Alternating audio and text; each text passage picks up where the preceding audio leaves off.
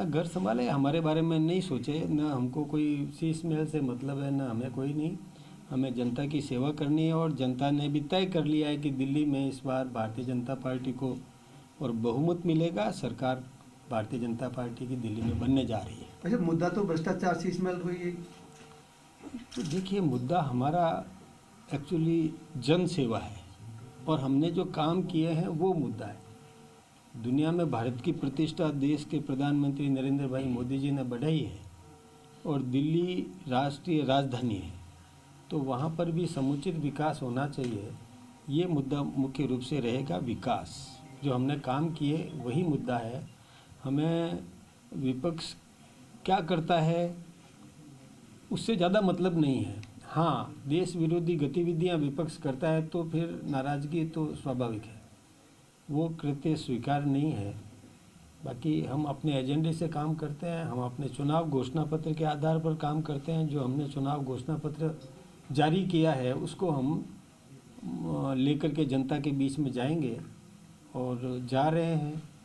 हमने ये प्रयास किया कि जन अपेक्षाओं के अनुरूप हमने उम्मीदवार उतारे हैं जो जनता की सेवा करने के लिए कृत संकल्प है और जनता आशीर्वाद देगी। सर, कई चुनाव में आपके नेता बोल चुके हैं कि ये जो रेवड़ी बांट रहे हैं उनसे राज्य की हालत बुरी तरह खराब हो जाएगी। इस बार आपने सबसे ज़्यादा रेवड़ी आपने बांटी है दिल्ली में, शायद ही कोई चीज़ बाकी रखी।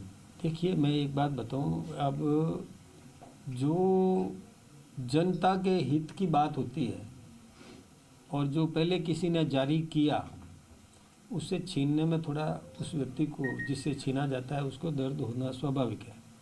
बाकी हम कभी भी रेवड़ियाँ बांटने का काम नहीं करते। हम वही काम करते हैं कि आम आदमी को रोजी रोटी मिलना चाहिए, पेट उसका भरना चाहिए, भूखा नहीं रहे। ये व्यवस्था तो ज़रूरी है और ये सरकार का दायित्व भी है कि किसी को भूखा नहीं रहने दें। इसलिए इसको आप रेवड़ियाँ मत कहिए, उसकी आवश्यकता की पूर्ति कहिए। रेवड़ियाँ वो बांटी गई जो आनन फानन में जो विपक्ष ने ज़रूरत नहीं थी लेकिन एक चुनावी लाभ लेने के लिए और घोषणाएं कर दी, वो रेवड़ियाँ कहलाती है।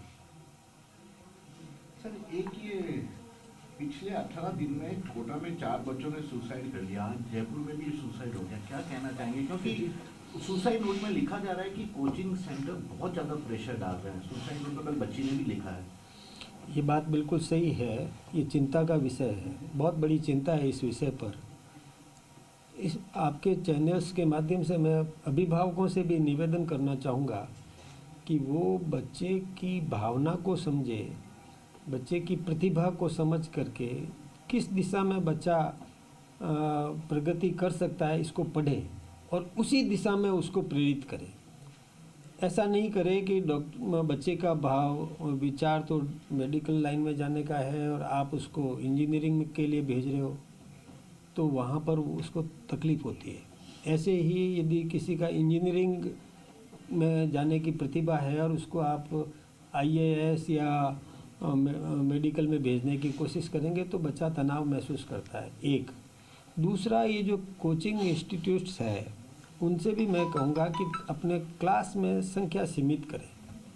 बहुत अधिक संख्या होती है और एक प्रोफेसर केवल लेक्चर दे के चला जाता है तो उस विद्यार्थी के मन में कई समाधान होते हैं, करना होता है, प्रश्न होते हैं, वो उसकी पूर्ति नहीं कर पाता क्योंकि समय उसको पूरा मिलता नहीं है और वो केवल लेक्चर दे करके और लेक्चरर चला जाता है और विद्यार्थी उसको ग्रैस्प नहीं कर पाता।